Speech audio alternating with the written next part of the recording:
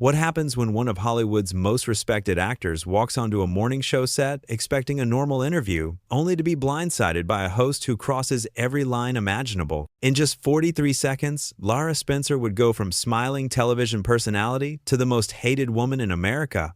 And Denzel Washington would deliver an exit so powerful that the entire studio fell silent. This is the story of how a simple morning interview turned into the most shocking moment in talk show history. It started like any other Good Morning America segment. The cameras were rolling, the audience was ready, and Denzel Washington walked out onto that brightly lit stage with his trademark calm confidence. He was there to talk about his latest film, a powerful drama about redemption and second chances. The kind of movie Denzel does best. The kind that makes you think, makes you feel, makes you remember why cinema matters. Lara Spencer greeted him with that big television smile. You know the one. All teeth, all energy, all performance. They shook hands. He sat down in that uncomfortable-looking chair they always have on these shows, the kind that's more about looking good on camera than actually being comfortable.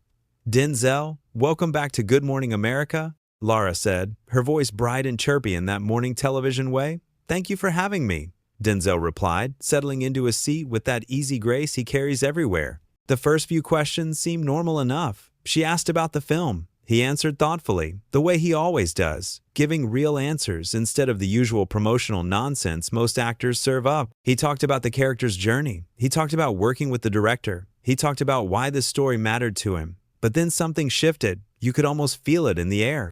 That moment when a conversation takes a turn and you know something's about to go wrong. So Denzel, Lara said, leaning forward with this look on her face, this knowing look, like she was about to say something clever. We all know you've been in the industry for decades now. You've had an incredible career, but let's be honest, aren't you getting a little old for these leading man roles? The audience went quiet. Not the good kind of quiet, the uncomfortable kind. The kind where everyone suddenly feels like they're watching something they shouldn't be watching. Denzel's expression didn't change much, but if you were paying attention, you could see something flicker in his eyes. A warning sign, a line being drawn. I don't think age has anything to do with telling good stories, he said, his voice steady but cooler now. Some of the best performances come from actors with experience. Lara laughed, not a friendly laugh, the kind of laugh that says she thought she was being funny but really wasn't. Oh, come on, you know what I mean. These action scenes, these romantic storylines. Don't you think audiences want to see younger, fresher faces in these roles? Younger and fresher. Denzel repeated slowly, like he was tasting the words and finding them bitter. Is that what we're calling it now? Well, yes, Lara continued, seemingly oblivious to the temperature drop in the room. I mean, look at the statistics. Younger actors bring in younger audiences. They're more relatable to the demographic that studios want. You've had your time in the spotlight. Isn't it time to, I don't know, pass the torch? Maybe take on some smaller roles? Supporting characters? Mentor figures? The camera cut to audience members exchanging glances. Even the crew behind the cameras looked uncomfortable. This wasn't banter. This wasn't a playful interview. This was something else entirely. Let me ask you something, Denzel said, his voice still calm but carrying weight now. Real weight. How old are you, Lara? She blinked, clearly not expecting the question to be turned around. Well, that's not really relevant. To humor me, Denzel said, not aggressive, just firm. How old are you? I'm 55, she said, that television smile faltering just a little. 55, Denzel nodded. And here you are, hosting one of the biggest morning shows in America, leading the conversation, front and center. Nobody's telling you you're too old for your job, are they? That's different, Lara said quickly, too quickly. Television hosts age differently than movie stars. We're not selling fantasy, we're selling relatability, trust, experience. Experience, Denzel repeated. So experience matters for you, but not for me. Is that what you're saying?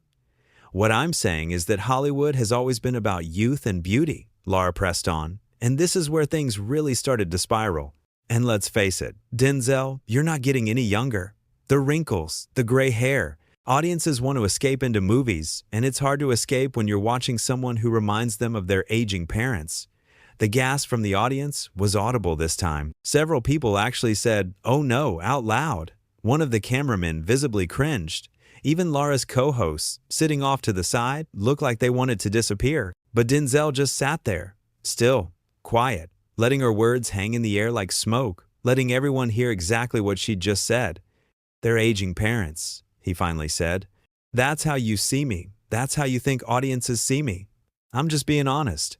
Lara said, and there it was. That phrase people use when they want to say something cruel and pretend it's actually a virtue. Someone has to say it. The industry is changing. Maybe it's time you changed with it. Take some time off. Enjoy your success. Let the next generation have their moment. "The next generation?" Denzel said softly. "You keep talking about generations like they're supposed to replace each other instead of existing together, like there's only room for one group at a time." "Well, there is only so much room at the top," Lara replied, shrugging, like this was all just simple math. "And frankly, the numbers show that younger stars bring in more money. That's just the reality of the business." "The reality of the business," Denzel repeated. He was doing that thing where he repeated her phrases back to her, and each time he did it, they sounded worse, more hollow, more cruel. "Tell me, Lara, have you actually looked at the numbers?" "Because I have. My last 4 films have all been commercial and critical successes, every single one. Films led by me, an aging parent, as you put it." Lara waved her hand dismissively. "Sure, you've had some hits, but for how much longer? How many more years do you really think you can keep doing this? 5 years? 3? 1? How many years do you think you can keep doing this?" Denzel asked back, sitting in that chair, asking questions that get more disrespectful by the minute. "I'm not being disrespectful," Lara said, her voice rising slightly. "Getting defensive now. I'm asking the questions that everyone's thinking. Someone has to be real with you. All these other interviewers probably just kiss up to you because you're Denzel Washington, but I'm not afraid to have the tough conversations." "Tough conversations?"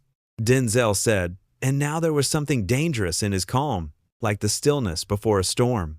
"Is that what you call this? Because from where I'm sitting, this just sounds like disrespect dressed up as honesty."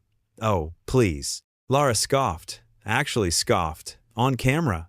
At Denzel Washington, "You actors are all so sensitive, can't handle a little criticism, can't handle someone telling you the truth about your career trajectory."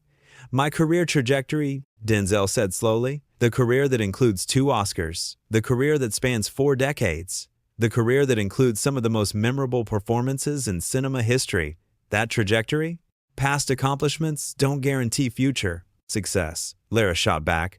"What have you done lately that's really made waves? What have you done that's really connected with young audiences?" "Why do I only need to connect with young audiences?" Denzel asked. "Why aren't older audiences worth connecting with? Why isn't their money worth taking? Why aren't their stories worth telling?"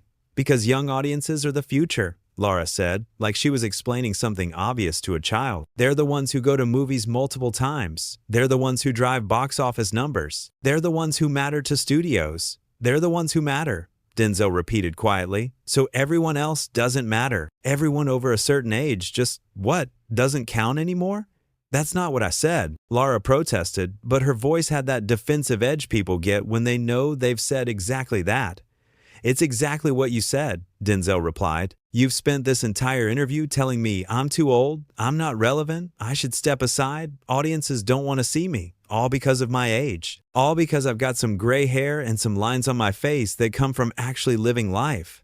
"I'm just being practical," Lara insisted. "This is how the industry works. This is how it's always worked." "No," Denzel said firmly. "This is how people like you think it works. This is how people like you want it to work because it's easier to worship youth than to respect experience. It's easier to chase trends than to value substance." "Substance?" Lara laughed again, that same dismissive laugh. "Come on, Denzel. You make action movies, thrillers, entertainment. Let's not pretend you're out there making high art." And there it was, the moment. The line that shouldn't have been crossed. You could see it in Denzel's face. Not anger. Something colder than anger. Disappointment. The kind of disappointment that cuts deeper than any insult. "Entertainment," he said quietly. "Is that all you think it is? All these years, all these films, all these stories about struggle and triumph and humanity, and you think it's just entertainment? It's movies," Lara said with a shrug. "It's not like you're curing cancer. You're not saving lives. You're making popcorn flicks that people watch and forget." "Popcorn flicks that people watch and forget," Denzel repeated. His voice was so quiet now that the audience had to lean in to hear him. "Is that what you think glory was? Training Day, Malcolm X, Fences, Philadelphia?" Just popcorn flicks that people watched and forgot? Those were years ago. Lara waved her hand again, that dismissive gesture she kept making. I'm talking about now. What are you doing now that matters? What am I doing now that matters? Denzel said, and he leaned back in his chair, really looked at her. I'm sitting here, on your show, being disrespected on national television by someone who apparently thinks age equals irrelevance, someone who thinks experience equals obsolescence, someone who thinks that entertainment can also be art, can also be meaningful, can also change lives. Oh, here we go, Lara rolled her eyes. Actually rolled her eyes. The movies change lives speech. Look, I'm sure your films have entertained millions of people. Good for you. But let's not act like you're out there doing something revolutionary. You play characters. You read lines someone else wrote. You stand where someone tells you to stand and say what someone tells you to say. The audience was beyond uncomfortable now. People were shifting in their seats. Some were shaking their heads. One woman had her hand over her mouth. Even the crew looked stunned. This had gone so far past normal interview territory that nobody seemed to know what to do. That's what you think acting is, Denzel said. Not a question, a statement. Standing where you're told and saying what you're told. Isn't it? Lara challenged. You're not writing these films. You're not directing them. You're just the face, the product. And like any product, you eventually become outdated. A product? Denzel nodded slowly. That's what you see when you look at me. Not a person. Not an artist. Not someone who's dedicated their entire life to their craft. Just a product. An outdated one at that. It's not personal, Lara said. And somehow that made it worse. The casualness of it, the ease with which she dismissed decades of work and dedication. It's just business. It's just the way things work. It's just the way things work, Denzel echoed. He sat forward now, his elbows on his knees, looking directly at her. Let me tell you what I think. I think you invited me here today not to talk about my film, not to have a real conversation, but to try and tear me down. To make yourself look edgy and unafraid, to get a viral moment, to get people talking. And you thought I'd just sit here and take it because that's what guests are supposed to do, smile and nod and play along. That's ridiculous, Lara said, but her voice wavered just slightly. I invited you here to have an honest conversation. An honest conversation, Denzel repeated. Is that what you call it when you tell someone they're too old, too irrelevant, too past their prime? When you dismiss their entire body of work as just entertainment? As just popcorn flicks? When you compare them to someone's aging parent, like it's an insult to have lived long enough to actually become a parent? I was just making a point. Lara tried to backtrack now. You could see her realizing this wasn't going the way she'd planned. About how audiences perceive. About how you perceive, Denzel interrupted. This isn't about audiences. This is about you, your biases, your limited view of what matters and who matters and when someone stops mattering. I don't have a limited view, Lara protested. I have a realistic view. I understand how this industry works. You understand how to be cruel, Denzel said, and his voice carried such weight that the whole studio seemed to hold its breath. You understand how to disguise insults as insights. You understand how to make someone feel small while pretending you're just being honest. But you don't understand respect. You don't understand that age brings wisdom, that experience brings depth, that someone doesn't become less valuable just because they've been around longer. Now you're twisting my words, Lara said, her voice getting higher, more defensive. I'm not twisting anything, Denzel replied. I'm just repeating back to you what you've been saying to me for the past several minutes. And you don't like how it sounds, do you? You don't like hearing your own words reflected back at you. This is my show, Lara said suddenly, and there it was. The real issue, the power dynamic she thought she had. I asked the questions here. That's how this works. Your show? Denzel nodded. Your show where you get to say whatever you want. Where you get to insult whoever you want. Where you get to make people feel however you want them to feel. And they're supposed to just sit there and smile because it's your show. That's not fair, Lara said. Not fair, Denzel repeated. And he almost smiled. Almost. You've spent this entire interview telling me I'm over the hill, washed up, irrelevant, and forgettable. You've dismissed my work as mindless entertainment. You've compared me to someone's aging parent. You've suggested I should retire. You've questioned my value to the industry, and now you want to talk about what's fair.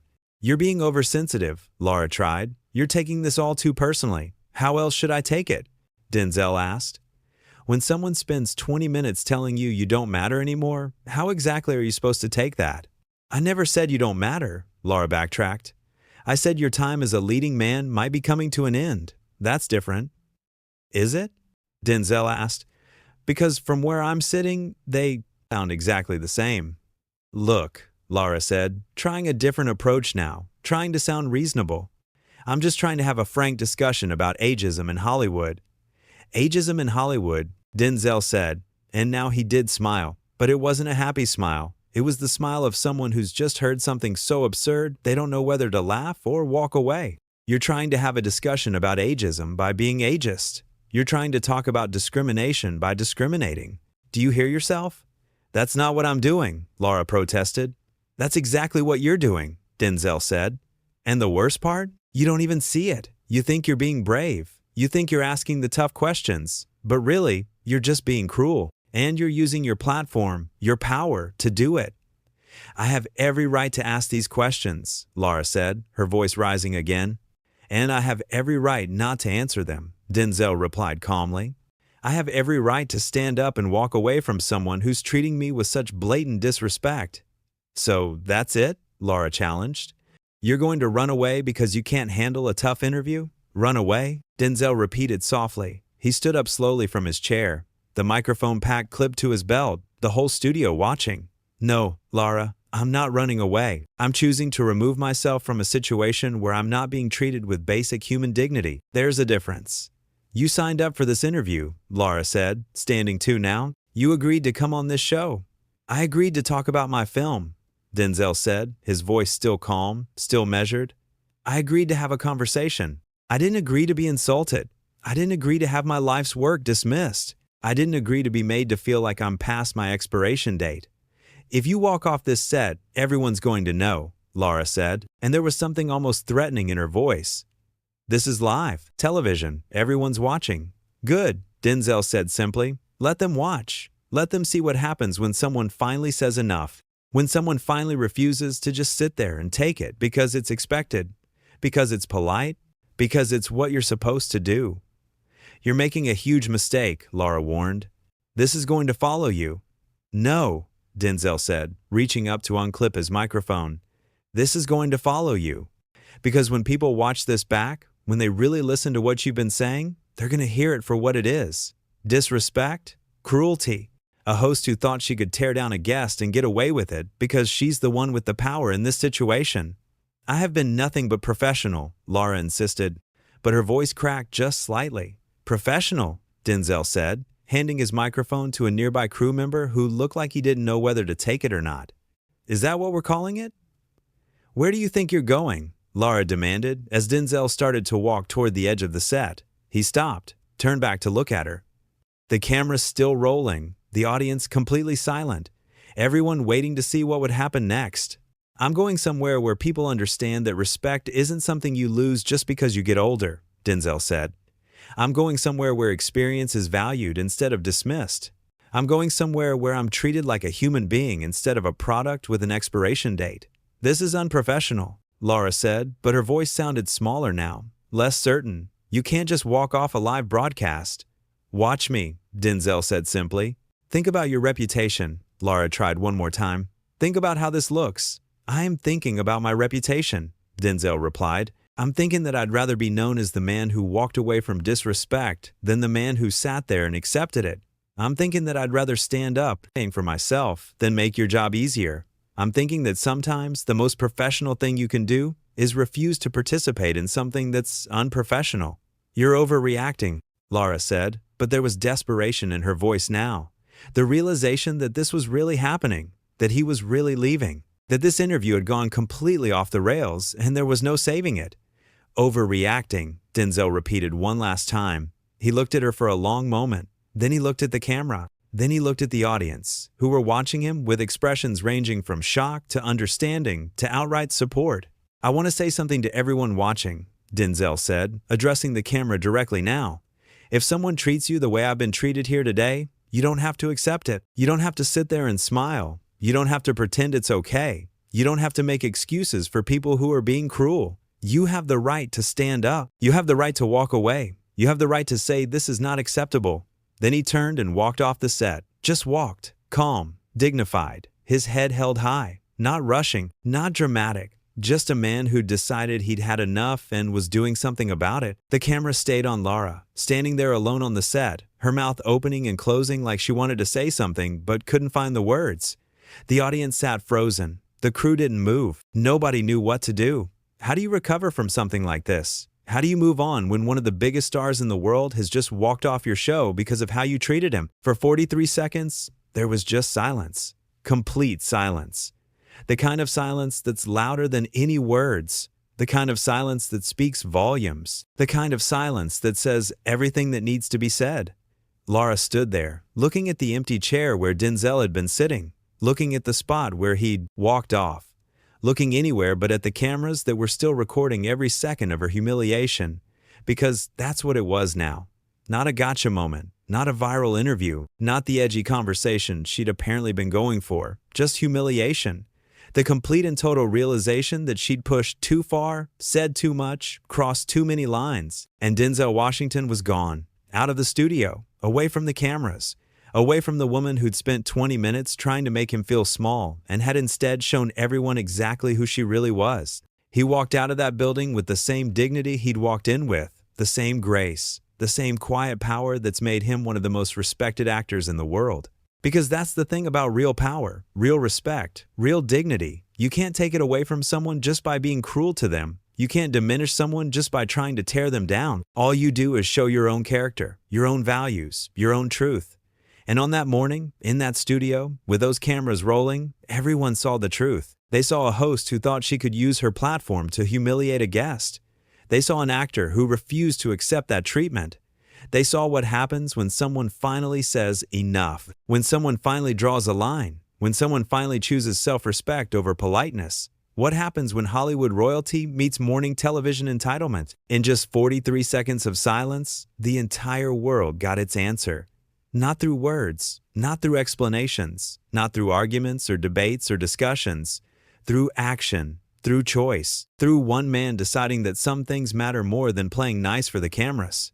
Through one man showing that dignity isn't something you perform, it's something you protect, it's something you defend, it's something you walk away for when necessary. That empty chair where Denzel Washington had been sitting said everything. That 43 seconds of silence said everything. That walk off the set said everything. Sometimes the most powerful statement you can make is refusing to stay somewhere you're not being treated with respect. Sometimes the bravest thing you can do is simply leave. And sometimes the most memorable moments aren't the ones where people say the most. They're the ones where someone says enough, where someone stands up, where someone walks away, where someone shows that there are lines that shouldn't be crossed, and consequences when they are.